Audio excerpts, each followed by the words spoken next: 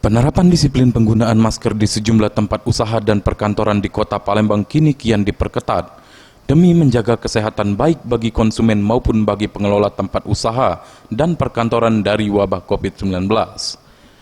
Hal tersebut dapat terlihat di salah satu pusat penjualan produk elektronik dan furniture, sekaligus kantor yang berada di kawasan Jalan Letkol Iskandar, Bukit Kecil, Palembang. Eva Mariati menjelaskan, penggunaan masker bagi karyawan maupun konsumen sudah wajib diterapkan sejak adanya informasi dari pemerintah terkait pandemi COVID-19. Tidak hanya menggunakan masker, karyawan dan konsumen yang datang juga diwajibkan untuk mencuci tangan dan menjaga jarak.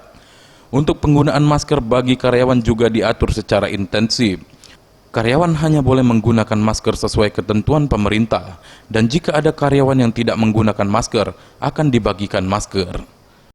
Bisa dijelaskan, Bu, ini kan ada protokol dari pemerintah untuk mewajibkan menggunakan masker.